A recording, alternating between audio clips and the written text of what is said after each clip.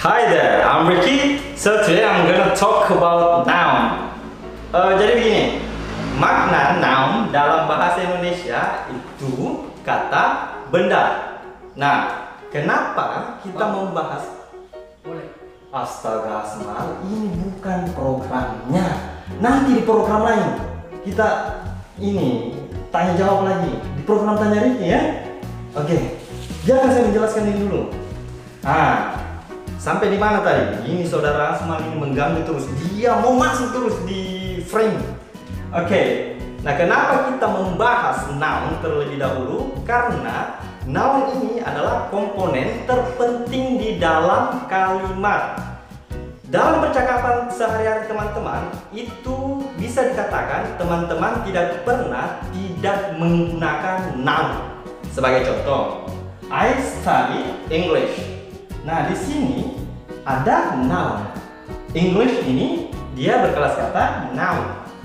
Nah, kemudian ada contoh I go to the market.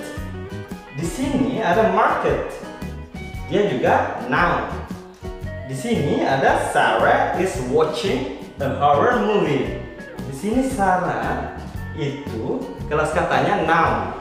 Di sini juga movie berkelas kata noun. Nah, hal yang paling penting yang mesti kita ketahui terlebih dahulu adalah jenis-jenis noun itu berdasarkan maknanya. Oke, sebelum kita masuk ke sana, kita definisikan dulu apa sih definisi daripada noun tersebut. Nah, noun itu adalah kata yang digunakan untuk menamai orang atau benda. Ya, orang atau benda. Binatang juga boleh. Oke, lanjut. Jenis yang pertama itu proper nouns. Proper noun itu adalah kata benda yang diawali oleh huruf kapital atau capital letter. Sebagai contoh di sini ada nama yang berhubungan dengan geografi, wilayah ya. Sebagai contoh Indonesia. Oke. Palopo, ini nama salah satu kota di Sulawesi Selatan. Nah, seperti itu ya, atau tempat-tempat wisata yang lainnya. Kuta Beach, seumpama tadi nama yang berhubungan dengan geografi.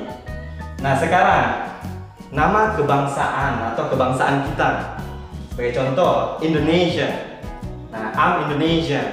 Saya adalah orang yang berkebangsaan Indonesia. Nah, bisa juga yang berhubungan dengan agama, religion. I'm Muslim. Nah, religion is Islam. Nah, teman-teman yang lain seumpama Christianity dan sebagainya. Oke, selanjutnya itu ada yang dinamakan personal name. Seperti Mr. Aco, Mrs. Becet, itu personal name. Nah, sekarang itu juga bisa digunakan untuk time, nama waktu ya. Sebagai contoh di sini ada nama bulan September, Sunday, seperti itu ya. Kemudian yang selanjutnya di sini ada concrete and abstract nouns. Concrete noun itu ada book, perfume, man. Bisa tidak teman-teman tebak apa yang dimaksud dengan concrete nouns? Dia adalah kata benda yang bisa diindrai, bisa dilihat, bisa dibaui atau dicium ya, bisa dirasa, dicicipi, bisa didengar, bisa juga disentuh. 5 panca indera itu. Sebagai contoh di sini book. Teman-teman bisa melihat book itu, bisa menyentuh book itu.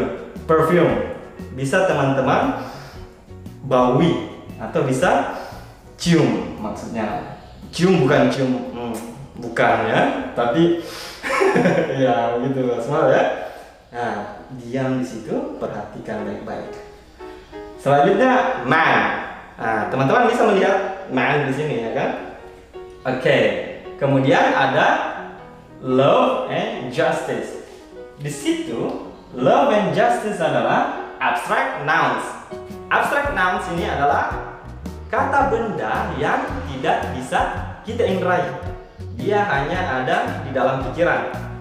Cinta itu ada di mana wujudnya, ya kan, kita tidak bisa melihatnya. Justice, keadilan itu mana wujudnya itu? Nah, dia hanya ada di ide. Nah, makanya di sini kata benda adalah kata yang digunakan untuk menamai orang atau benda.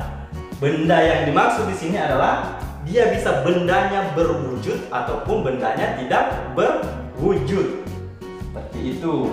Kemudian masuk ke jenis yang lainnya, itu ada countable or uncountable nouns.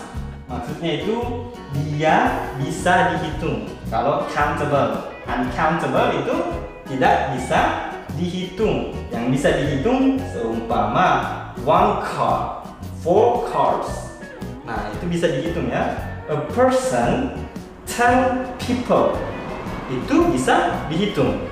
Nah, yang tidak bisa dihitung sebagai contoh di sini ada water, oil, salt.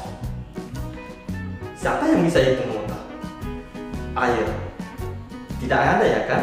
Dia bisa dihitung ketika dia dimasukkan ke dalam wadah. Sebagai contoh, gelas. Kita masukkan air ke dalam gelas, itu bisa kita hitung gelasnya. A glass of water. Nah, segelas air. Airnya itu tidak bisa kita hitung. Oil juga seperti itu, salt juga seperti itu, garam ya. Nah, itu.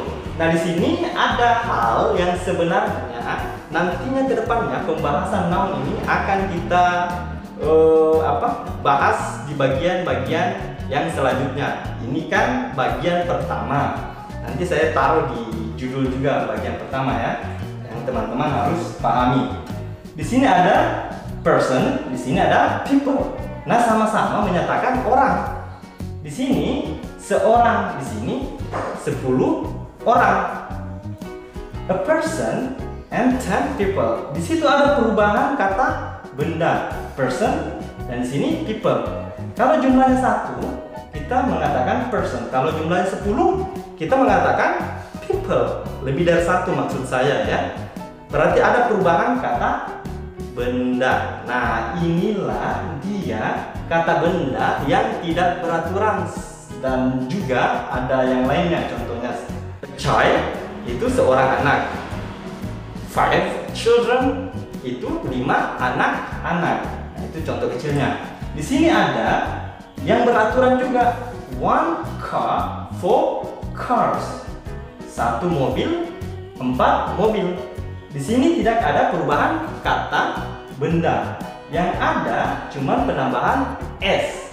Pada pembahasan noun selanjutnya kita akan membahas bagaimana cara meletakkan s. Kan ada kata benda yang lebih dari 1 atau plural itu ditambahkan es. Sedangkan di sini ditambahkan s saja. Nah, apa-apa saja yang ditambahkan es nanti kita akan bahas pada pembahasan selanjutnya. Oke, kemudian ada collective nouns. Collective nouns itu kata benda yang bisa dikatakan dia sekelompok orang, ya kan, atau sekelompok binatang, atau di dalam grup ya, seperti family. Family itu adalah dia sekelompok orang yang dimana di situ ada ayah, ibu, anak, dan menantu, ipar, dan segala macamnya. Tim juga, teman-teman kan biasanya punya tim itu. Nah, di situ lebih dari 1 orang, kan? Government, pemerintah itu 1 orang. I'm lazy to talk about this one because you know the condition of our country. Di sini juga class. Nah, di situ ada beberapa orang di dalam kelas biasanya ya, teman-teman ya. Nah, mungkin itu saja yang bisa saya jelaskan. Till next time.